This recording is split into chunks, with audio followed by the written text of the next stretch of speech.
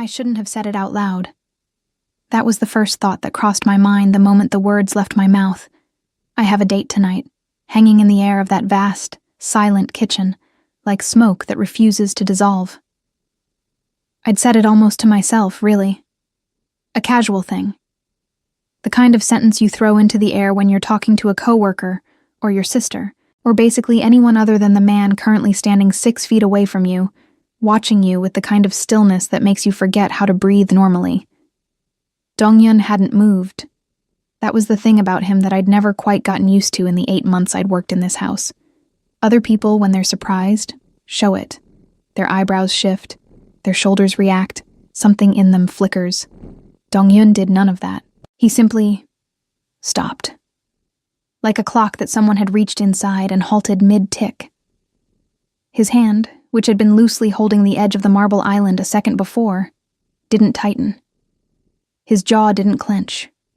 He just looked at me with those dark eyes, steady and unreadable, and the entire room seemed to hold its breath along with me. I turned back to the vegetables I was cutting.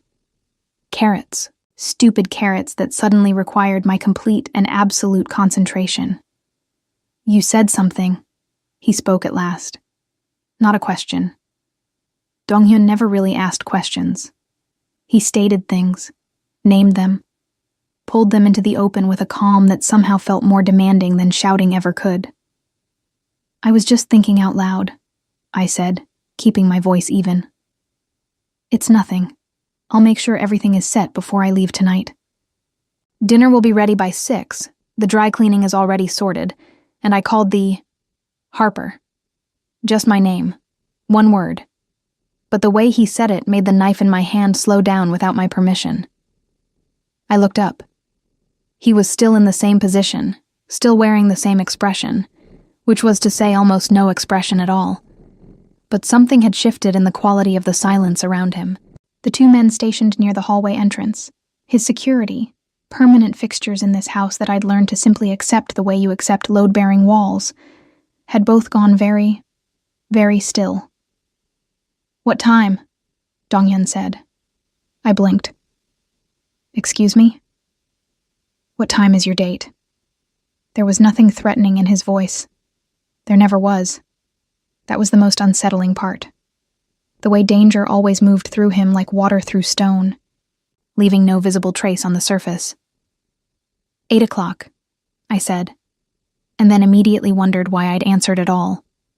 He looked at me for another long moment, then straightened, adjusted the single button on his jacket with one precise motion, and walked out of the kitchen without another word. The room exhaled. I set the knife down because my hand had started doing something it had no business doing, trembling, just slightly, just at the fingertips. I pressed my palm flat against the cool marble and told myself it was nothing. He was my employer, a famously private, famously controlled man who happened to run businesses that no one in this house ever discussed openly. He had his routines, his preferences, his rules. I had mine. In 8 months, those 2 worlds had remained professionally separate. And that was exactly how it was supposed to be. I was the live-in housekeeper. He was Dong-hyun Kwon. The gap between those 2 facts was not something I spent time thinking about. Or at least that's what I told myself on most days. Today felt different, though I couldn't have explained why in any way that would have made sense out loud. I finished the carrots, started on the onions, blamed the sting in my eyes entirely on the onions. The house was a 4-story property in the quieter part of Chicago's North Shore, the kind of neighborhood where old money lived behind iron gates and nobody asked too many questions. I'd come through a staffing agency, which had vetted me so thoroughly it had felt more like a government clearance than a job application. 3 references, a background check, 2 in-person interviews with people who were definitely not HR professionals, and then a brief meeting with Dong-hyun himself, which had lasted exactly 11 minutes and involved approximately 4 sentences from his side. "You will not discuss this household with anyone outside it. You will not enter the East Wing without prior notice. You will inform me of any irregular visitors or deliveries. You understand these terms?" I'd said yes, and he'd nodded, and that had been the entirety of my onboarding. What I hadn't expected, what the agency had not prepared me for, was the way the house itself felt around him. Not dangerous, exactly. More like pressurized, like the air was always slightly denser when he was in the building, and lighter when he was gone. The staff felt it. The security team operated in a specific frequency around him, alert, precise, never casual. Even the house seemed to behave differently. Doors were quieter. Phones never rang at the wrong moment. Nothing was ever out of place when Dongyun Kwan was home. I'd adapted. I was good at adapting. I'd grown up in a household with a mother who worked double shifts, and a younger brother who needed most of the steady things in the world to come from me. So I'd learned early how to read a room, how to stay useful, how to make myself functional in spaces that weren't always comfortable. This job paid almost 3 times what I'd made before. The room in the staff quarters was clean and private, and as long as I did my work well, Dongyun left me entirely alone, mostly. There were small things over the months. Things I cataloged but never analyzed too deeply. The way he'd once come into the kitchen at midnight, something he never did, and stood in the doorway watching me finish the inventory list, then simply said, "Go to sleep, Harper," before disappearing. The time a man at the grocery delivery had spoken to me in a way that wasn't quite right, and by the following week, that company's delivery route had been permanently rerouted to a different driver without explanation. The fact that my health insurance, which was technically part of the employment package, turned out to be extraordinarily comprehensive in ways the agency contract had not specified. I never mentioned these things. I wasn't sure I fully understood them. But tonight, with the ghost of his stillness still sitting in the kitchen with me, I thought about them more than I should have. By 5:30, dinner was done. The table was set for 1. Dongyun rarely had guests on weeknights, and I'd gone upstairs to change.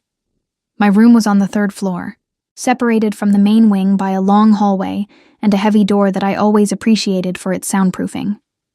I had a date with Marcus, who I'd met at my friend Diane's birthday 2 weekends ago. He was a high school history teacher. He was uncomplicated and warm and laughed easily, and I had decided I deserved something uncomplicated and warm in my personal life. I put on a dark burgundy dress, the one that wasn't too formal but wasn't casual either. Gold hoops, a little mascara. I looked at myself in the mirror and decided I looked like a woman who was fine. A woman who had everything reasonably under control.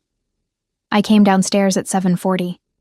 Dongyun was in the main foyer, not passing through, not on his way somewhere. Standing there, jacket still on, in a way that read less like coincidence and more like intention, though his expression, as always, gave nothing away. He had a phone in his hand, face down, and he looked up when he heard me on the stairs. His eyes moved over me once, just once, and then back to my face. The silence that followed was about 3 seconds long. It felt considerably longer. "Your dinner is plated," I said, steadying my voice. "I left the instructions for reheating on the counter if you're not coming back tonight." It wasn't a question, but something about the way he said it left a space where an answer was supposed to go. "I'll be back before midnight," I said carefully. "That's within the terms of my schedule." I checked. Something moved behind his eyes. Not anger. I genuinely didn't know what it was. He looked down at his phone, turned it once in his hand, looked back up. "Who is he?" The question landed so quietly that for a half-second I thought I'd imagined it. "Mr. Kwan. Who is he, Harper?"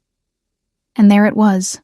Not loud, never loud, but underneath the calm, something dense and unmoving, like bedrock under soft ground. My heart did something complicated inside my chest, and I hated it for that. Hated the way my body kept responding to him, as though it hadn't gotten the professional boundary memo that my brain had issued months ago. "He's no one you know," I said, "and it's my night off." He held my gaze for a moment that stretched thin as wire. Then, slowly, he stepped aside.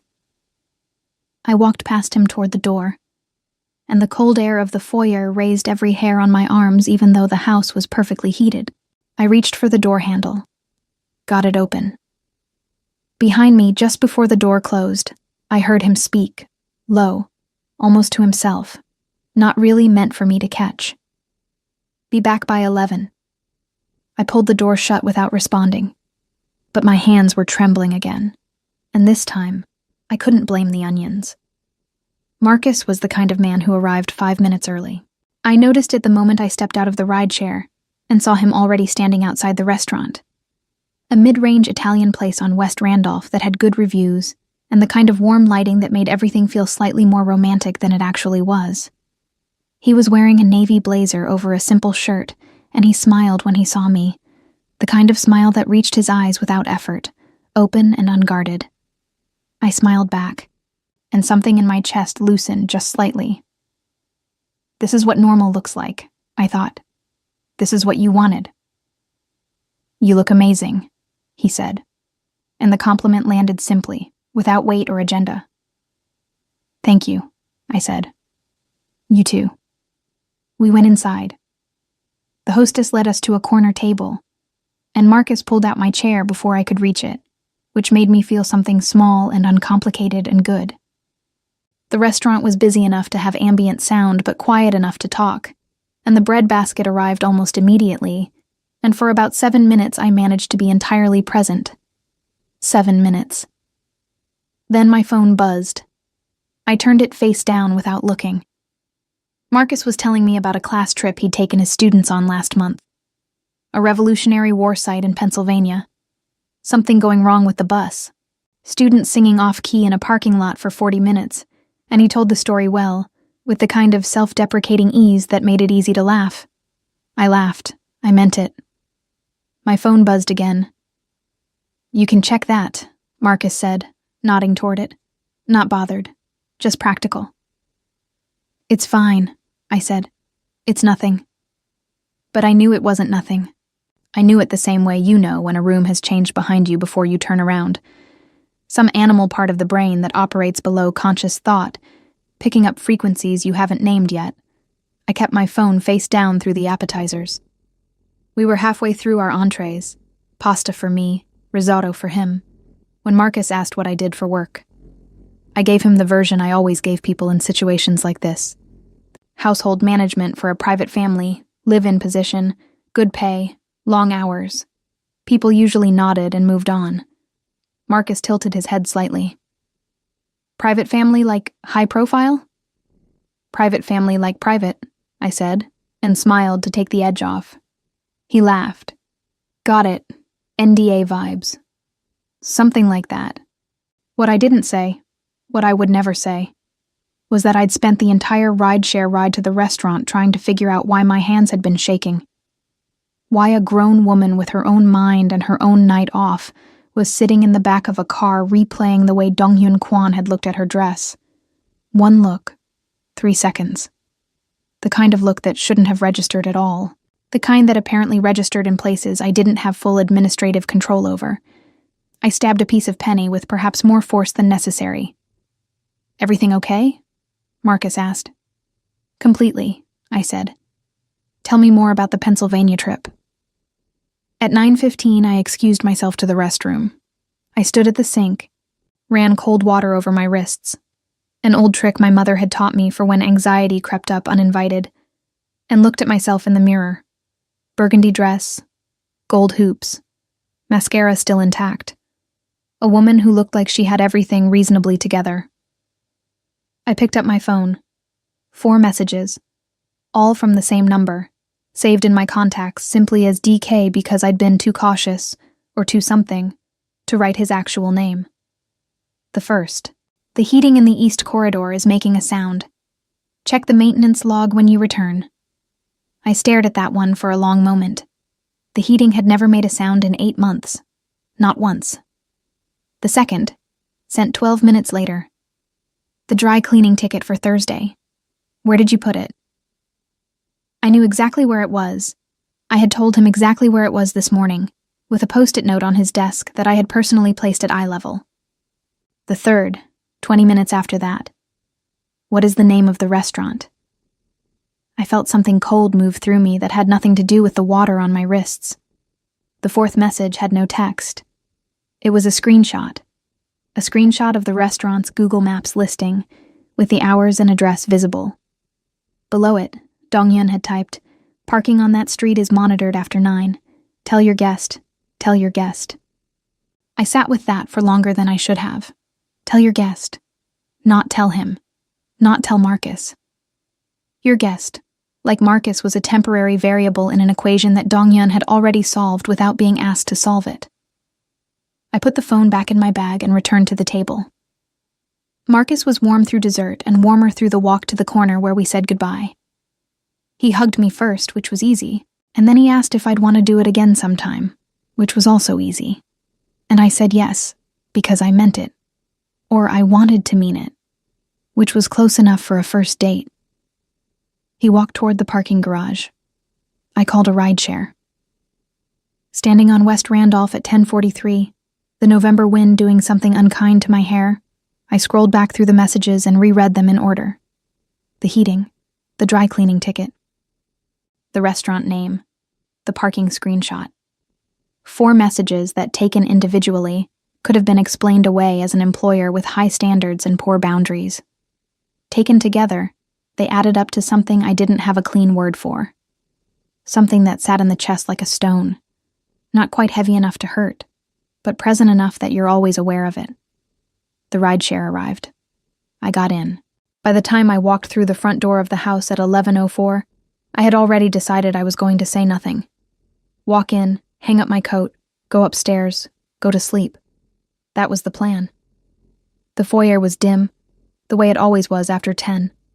Low lamp in the corner, the rest of the lights dialed down to their nighttime setting. I hung up my coat, slipped off my heels. Dong-yun was in the sitting room. The door was half open, and I could see him from the hallway. Seated, jacket off, sleeves of his white shirt pushed to the forearms, the tattoos on his neck and chest more visible than they were during his formal hours. He had a glass of something amber-colored that looked untouched, and he was not looking at his phone or at any of the papers usually spread across that table. He was facing the window. He heard me stop in the hallway. I know he did, because his head turned slightly, not toward me, just slightly, the way someone adjusts when they register a presence without wanting to acknowledge that they'd been waiting for it. I should have walked upstairs. Instead, I pushed the sitting room door open the rest of the way. He looked at me then, full on, glass still in his hand, expression still composed, tattoos dark against the pale inside of his forearm. "It's 11:04, I said, keeping my voice steady. "You said 11. I said 11, he agreed. "So I'm 4 minutes late." A pause. By accident. "I know." Then, I stopped, reorganized. "Mr. Kwan, the messages you sent tonight." Nothing on his face moved. "The heating," I said. "The dry cleaning ticket I told you about this morning with a note on your desk. The restaurant." Still nothing. "Those weren't work things," I said. "Those were..." I searched for the right word and couldn't find one that was also safe. That was something else. He set the glass down on the table. One careful motion. He looked at me with that unbearable stillness and said, very quietly, "How was your evening?" Not "I'm sorry," not "you're right," not any of the things a person says when they've been caught doing something they know they shouldn't have done. Just, "How was your evening?" delivered like a stone dropped into still water, watching the ripples. The breath I took came out slightly ragged, which I resented. "It was fine," I said. "Good. Dong-yun." The name came out before I could stop it. Not Mr. Kwan, not a title, just his name, the way you say someone's name when you need them to actually hear you. He went very still, in a way that was different from his usual stillness. "What is it that you want from me?" The question landed between us. He looked at me for a long time, long enough that the lamp flickered once, long enough that I could hear the wind outside pressing against the windows, long enough that I became aware of my own heartbeat in a way that felt inconvenient and undeniable. "Go to sleep, Harper," he said finally. Same words as that night months ago. Same voice, but something in them had shifted. There was a weight underneath them now, something that hadn't been there before, or that I hadn't been paying close enough attention to notice. I left the sitting room. I went upstairs. I lay in bed for a long time with the ceiling above me and the dark around me, and I thought about the way he'd said my name back to me. Not out loud, but in that micro-adjustment of his stillness when I'd used his. The way a person moves when something lands closer than they expected. I did not call Marcus back that night. I told myself it was because it was too late. The next morning, I woke up 15 minutes before my alarm and lay there staring at the ceiling, which was something I almost never did. I was a practical person. I'd built my entire adult life around being practical, around knowing which problems were worth your energy and which ones you simply had to step over and keep moving. I'd learned that early, the way people who grow up with not quite enough of everything tend to learn things, quickly, quietly, and without the luxury of dwelling.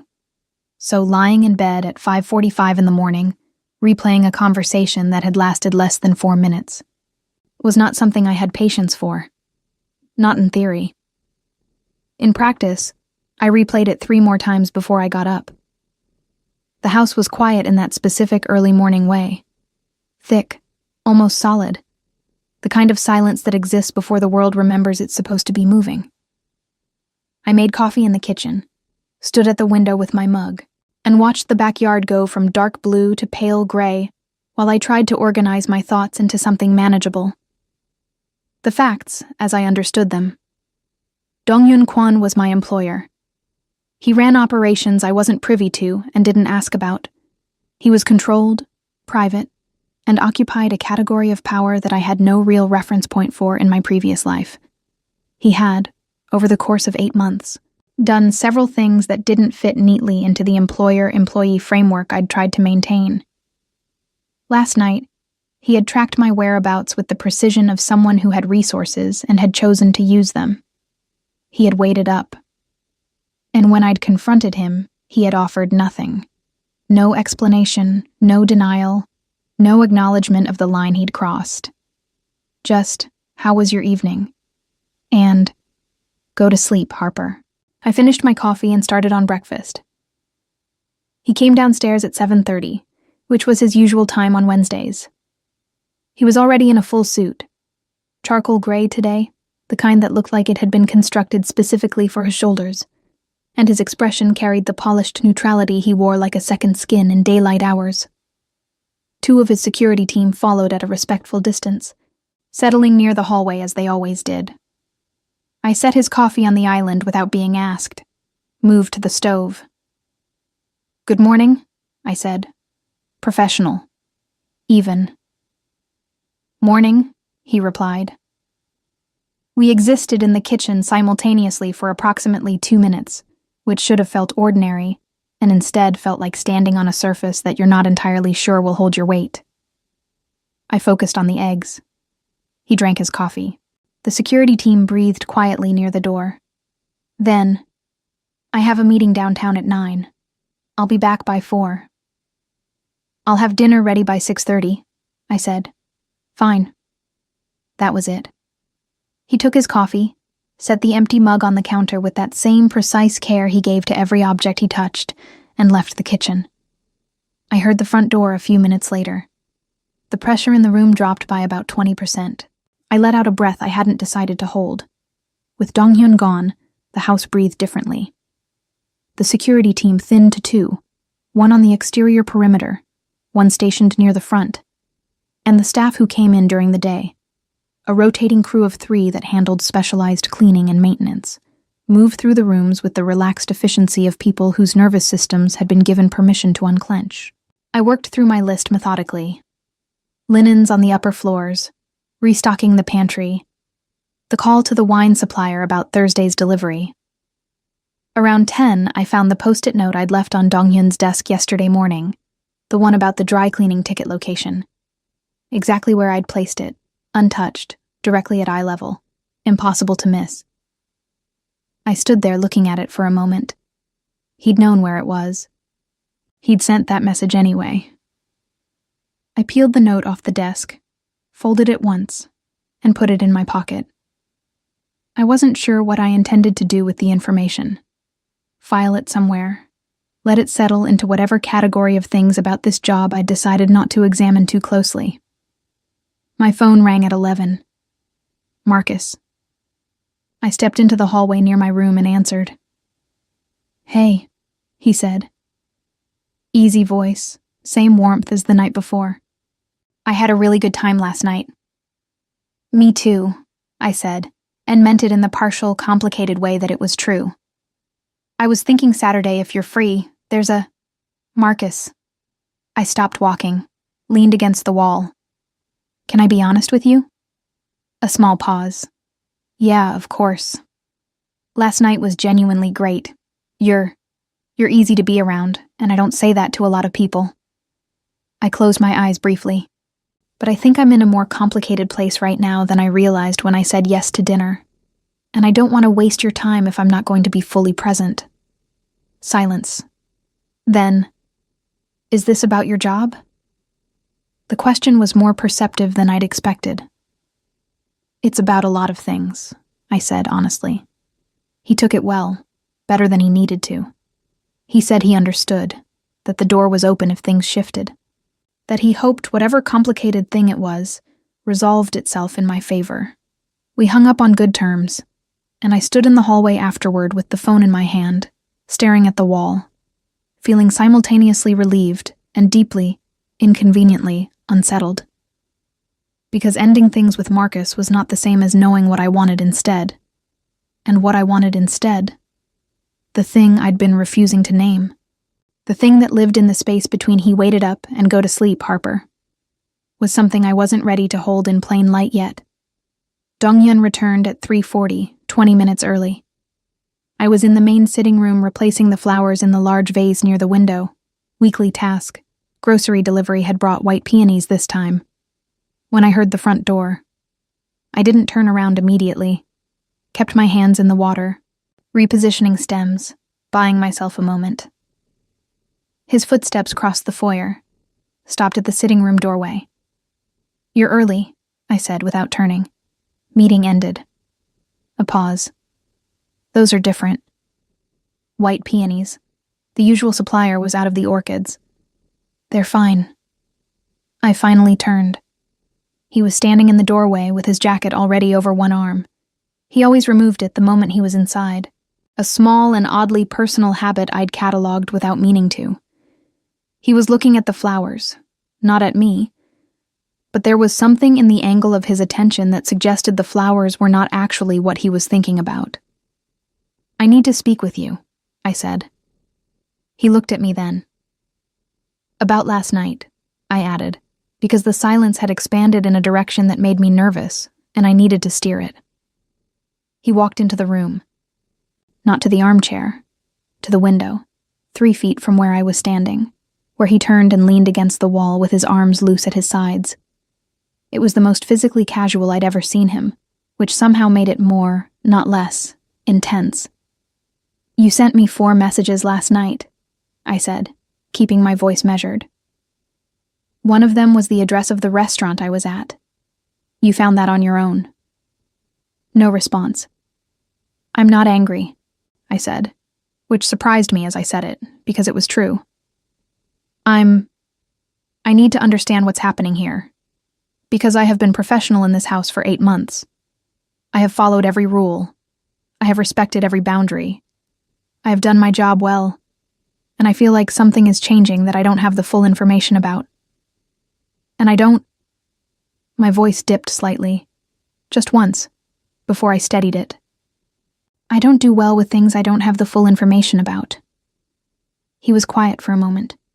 The afternoon light through the window cut across him at an angle, lighting one side of his face and leaving the other in shadow. "You canceled the second date," he said. The air left the room. I stared at him.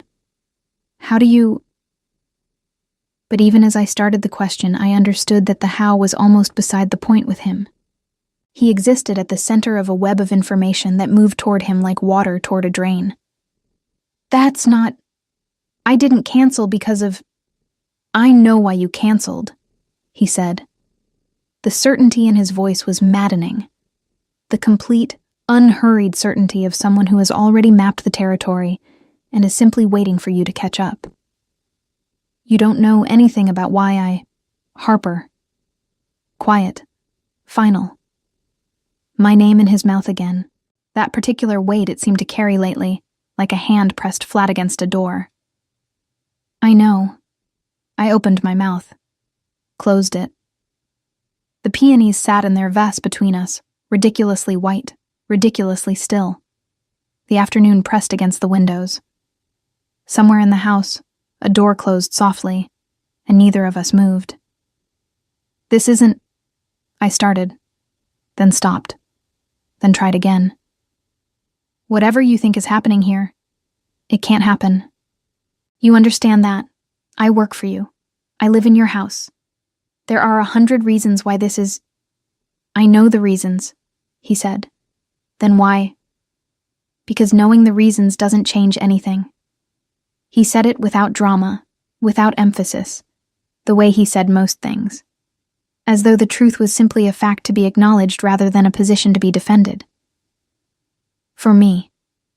The last two words landed so quietly that I almost didn't catch them. For me.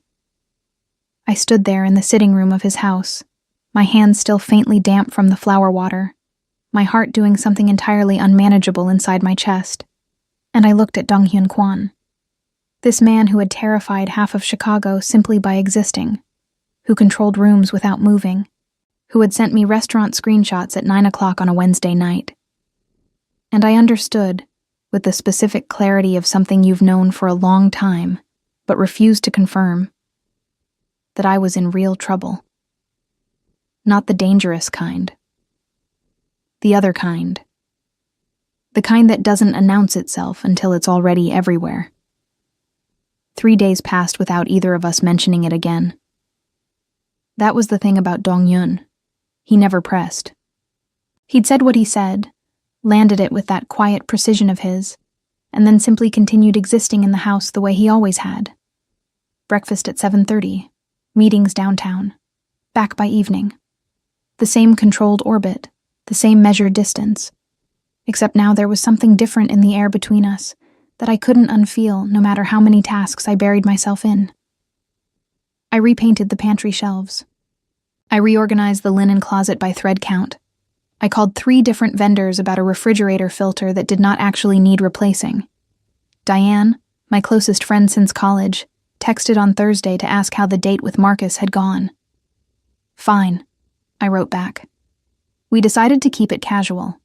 3 dots appeared, disappeared, reappeared. Then, Harper Renee Williams. You are going to explain that sentence to me in person. I sent back a laughing emoji and put my phone face down on the counter. Friday morning I came downstairs to find Dong-Hyun already in the kitchen, which almost never happened. He was standing at the island with a mug in one hand and a document in the other, reading, still in the early hour version of himself. No jacket yet, shirt collar open, the full geography of his tattoos visible up the side of his neck. I had trained myself, over 8 months, to process this version of him as simply a visual fact of the household. Furniture, architecture. The training was failing. I moved to the stove with purpose. You don't have to cook, he said, not looking up from the document. It's my job, I said. You started early. You've been working extra hours all week. He turned a page. Take the morning. I turned to look at him. He was still reading, still holding the mug with casual ease, but the offer sat between us with a particular deliberateness that told me it hadn't been accidental. I don't mind working, I said. I know you don't. He finally looked up.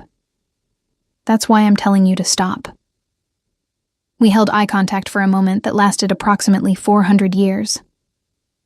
I'll make eggs, I said, and turned back to the stove. Something that might have been, in another man, A quiet laugh moved through the room behind me. Saturday changed things. It wasn't supposed to. Saturday was meant to be an ordinary day. Dong-hyun had no scheduled meetings. The house ran on its weekend rhythm, and I had planned to take my actual day off and visit Diane across town. I'd texted her. I had my bag ready. I was standing in the foyer at 11 in the morning, coat on, keys in hand, doing the thing where everything is fine. One of the security team, a broad, quiet man named Seo, who'd been with Dong-hyun for years and had said a total of maybe 40 words to me across all of them, appeared from the hallway. "Miss Harper." He said it with that careful formality they all used. "Mr. Kwan would like a word before you leave." I followed him to the study on the second floor, which was a room I entered rarely. Dong-hyun was at the desk, not seated, standing behind it, looking at something on his phone. He looked up when I came in. "There's an issue at the Meridian," he said. The Meridian was one of his properties downtown, a private event space, technically. I knew of it the way I knew of several things in his life, peripherally, through the shape of its absence in conversation. "Okay," I said carefully. "The woman who manages the private dining was in a car accident this morning. She's not critical," he added immediately, which I noted. "But she can't work tonight. I have a dinner. 12 guests. The assistant there is 23 years old and has never run a service alone." I waited. "I need someone who knows how to manage a room," he said, "who is calm and competent and won't panic when things move fast." "You're asking me to work my day off," I said. "I'm asking you," he said, "if you're willing. It's not an order." The distinction landed clearly. In 8 months, he had never made that distinction before. Everything had been the natural expectation of a job, never a choice laid out in plain language. "I'm asking if you're willing." I turned it over, looking at its edges. "What time?" I said. "Be there by 5. Service starts at 7. I'll need to cancel my plans." "I know." "You'll compensate the extra hours at the rate in my contract." Something moved through his expression. Something that on another person I might have called amusement, but was too restrained to name with confidence. "Of course." I texted Diane a rain check and went upstairs to change. The Meridian occupied the 14th floor of a building on Michigan Avenue, and stepping into it was like stepping into a different definition of the word private. Not exclusive in the loud, performative way of places that wanted you to know they were exclusive. Quiet in the way of old authority, where the carpet absorbed sound, and the light was warm, and everything was exactly where it was supposed to be because someone had made sure of it. The young assistant, whose name was Priya, met me near the service entrance with barely contained anxiety radiating from every pore. I spent 40 minutes with her going through the dinner setup, redistributing the tasks into a structure she could actually execute. And by the time the kitchen staff arrived for their shift, she had stopped looking like she was about to cry. "You've done events before," she said, somewhere during the 3rd hour. "A few," I said. "Keep moving. Standing still is when things go wrong." Dong-hyun arrived at 6:45 with his guests, 11 people, a mix of Korean and American, all of them carrying that particular quality of wealth and influence that shows itself not in clothing, but in the way they moved through space, as though it had always been arranged for them. His security team deployed with quiet efficiency around the perimeter of the room. He caught my eye once, crossing the threshold. Not long, not obvious. The smallest acknowledgement there and gone. I turned back to the service station and confirmed the first course timing with the kitchen. The dinner ran cleanly. There were 2 small crises, a wine order that came up wrong, and a guest with an allergy that hadn't been noted in the intake sheet. And I handled both in the space of minutes, without the guest registering anything had been wrong. Priya moved well once she found her footing. The kitchen team was professional. By 9:30, the main courses were cleared, and the room had settled into the looser, conversational energy of a dinner going well. I was near the service corridor reviewing the dessert timing when I heard a voice behind me that wasn't one I recognized. "You're not the usual manager." I turned. "One of the guests." A man in his 50s, American. The kind of face that suggested he'd always been the most important person in most rooms he'd entered. Was standing closer than the service corridor warranted. His eyes moved over me in a way that had nothing to do with my professional capacity. The regular manager had an emergency, I said evenly. Is there something I can help you with, sir? Just making conversation. He didn't move back. You've been running this whole thing. Along with our team, yes. Impressive. He said the word with a particular intonation that made it mean something adjacent to itself, but not quite the same. His eyes dropped briefly, came back up. Dong-hyun keeps good company, clearly. I kept my expression composed. I'll let the kitchen know you're ready for dessert. I turned to go. His hand touched my arm. Light, brief, but deliberate. I didn't catch your name. The corridor went very quiet. Not because of anything I did. Because of something that changed in the air about 3 seconds before I heard footsteps. Measured, unhurried, with the particular weight of someone who was never in a hurry because things arranged themselves around him. Dong-hyun appeared at the corridor entrance. He didn't look at the man. He looked at me, and in his expression was something I had never seen there before. Not quite anger, because anger was too imprecise a word for what lived behind his eyes in that moment. It was something colder and more deliberate, a decision being made. Then he looked at the guest. The man's hand left my arm. The silence lasted perhaps 4 seconds. The man said something in a lighter tone, something social and retreating, the conversational equivalent of backing slowly out of a room, and then excused himself and returned to the dining area. Dong-hyun stood in the corridor. I stood in the corridor. I was handling it, I said quietly. I know you were. His voice was perfectly level. I wasn't intervening for your sake. I blinked. Then for whose? His, he said simply. He needed to understand something before he made it worse. I looked at him for a long moment. The kitchen noise filtered softly through the door beside us. Somewhere in the dining room, someone laughed at something. You're going to explain that to me, I said. Eventually, he said. Dong-hyun? Dessert is ready. He nodded toward the kitchen door, a slight lift of his chin, practiced and composed. You were saying something about timing. I stared at him. He waited. I turned and pushed through the kitchen door, and the heat of the ovens rushed over me like something I hadn't known I needed. My hands were perfectly steady this time. My heart was not, but that was between me and the dessert cart. We left the Meridian at 11:15. Priya was closing with the kitchen team, and the guests had filtered out by 10:40. Dong-hyun walked ahead of me through the lobby, his security around him, his pace unhurried, and then held the elevator without being asked, standing with one hand on the door while I stepped in. We descended 14 floors in silence. In the car, his driver was already waiting.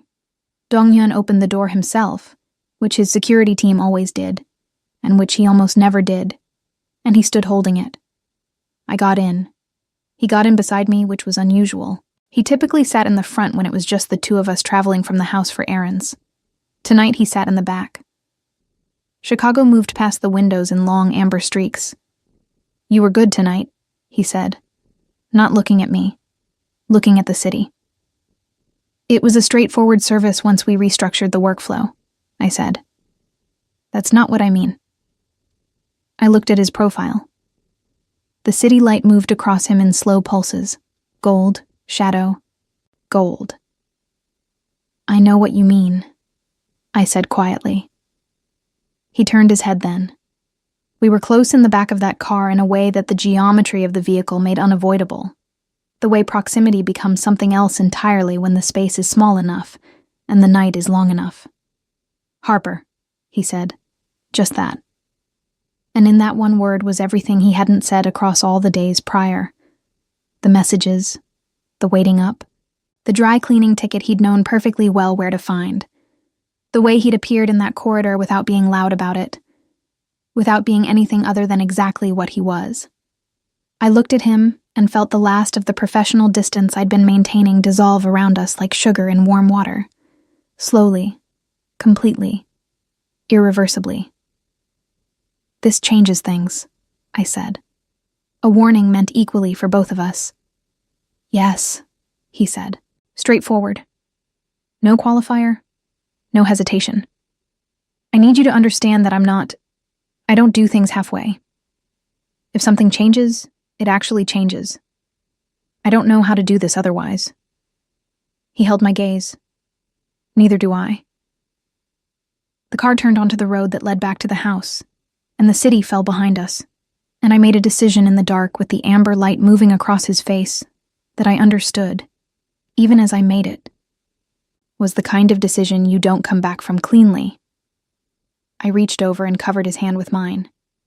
He turned his hand over, slowly, and held it. That was all. The city moved behind the glass. We didn't speak again until we were home. The thing about crossing a line is that you only understand its full weight once you're already on the other side of it. I woke up Sunday morning in my room. My own room. Nothing had happened beyond that held hand in the back of a car. But somehow that felt like more than most things I'd experienced in recent memory. And I lay there with the early light coming through the curtain and thought about what I'd done. Not with regret, exactly. More with the specific sobriety of someone examining a decision made in warmth now that the temperature had returned to normal. I had reached for his hand. He had held it, and when we'd arrived home and stepped out of the car and walked through the front door and the house had received us in its usual quiet way, we had simply said goodnight in the foyer. No drama, no conversation, no attempt to define or name what had just shifted, and gone to our respective floors. Like two people who understood that some things deserved more than a hallway. I made coffee. I sat at the kitchen table alone. I thought clearly, which I owed to myself. The complications were real, and I wasn't going to minimize them. I lived in his house.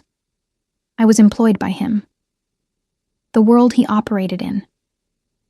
The one that moved through this house in the form of security teams and unmarked deliveries and conversations that stopped when I entered rooms, was a world I had no map for.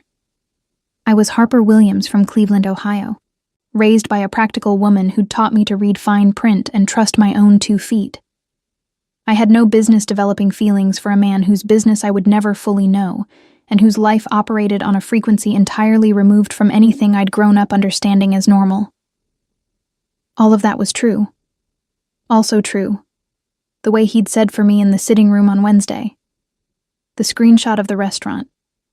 The heating that had never made a sound. The way he'd appeared in that corridor without raising his voice, without making a scene, and somehow made a grown man retreat with nothing but a look. I finished my coffee and rinsed the mug, and decided that being practical didn't mean being dishonest about what was already real. He found me in the garden at 10. I was doing something that wasn't strictly on my task list. The back garden had a section of climbing roses along the far fence that had been neglected since late summer, and I'd been meaning to clear the dead growth for weeks. It was cold enough that I'd borrowed a pair of work gloves from the utility closet, and I was kneeling in the frost-stiff grass when I heard the back door open. He crossed the garden without hurrying, hands in the pockets of a dark coat, and stopped a few feet away. He looked at the roses, then at me. "That's not in your contract," he said. "I know," I said. I wanted to do it anyway. He crouched down beside me, which was not something I'd anticipated. He examined the rose canes with the same focused attention he gave to everything, then looked sideways at me with an expression that was the closest thing to unguarded I had ever seen on his face. "I need to tell you something," he said. I sat back on my heels, waited. "What I do, the parts of it you don't ask about." He paused. Not searching for words, I thought. More like arranging them with care. "I'm not going to walk away from it. I'm not going to pretend it doesn't exist or tell you it's less than what it is." "I know that," I said. "You deserve to make a decision with accurate information." "Dong-yun," I looked at him directly. I've lived in this house for 8 months. I'm not naive about what that means. I stopped being naive about it around month 2. A pause. I'm still here. Something in him settled. A tension I hadn't even fully registered until it released. There are things I won't be able to explain, he said. Not because I don't want to. Because some of it exists in spaces where telling you would put you in a position I'm not willing to put you in. I understand that. You might not always like it. I don't always like a lot of things, I said. That's different from not being able to live with them. He was quiet for a moment. The garden was still and cold around us. The Chicago November doing its usual thing.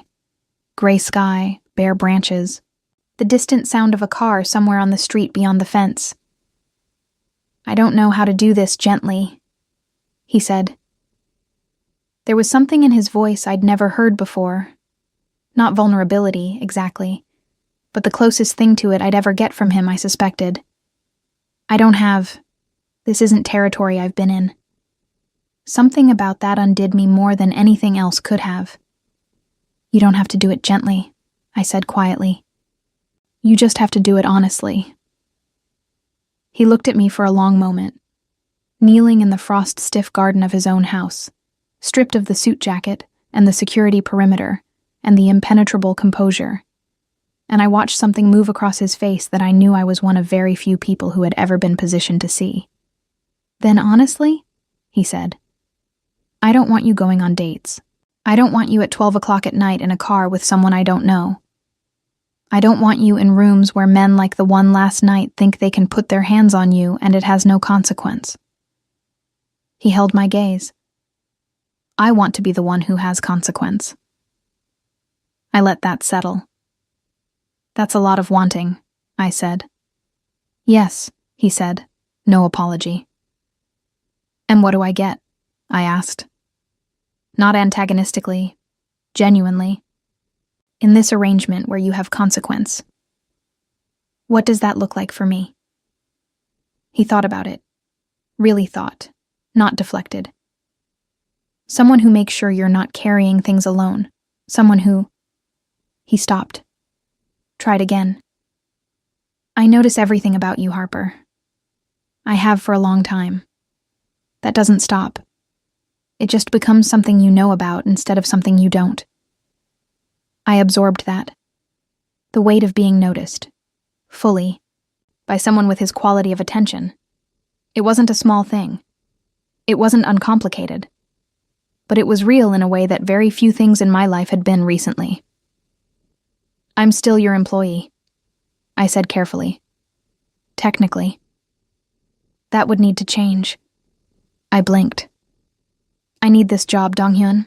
I need the income and I'm not asking you to leave without a net, he said, with a patience that told me he'd already thought about this. There's a property management position opening at 2 of my above-board companies. Real work, real salary, nothing that requires you to live in my house under an employment contract. A pause. You'd have your own apartment, your own space.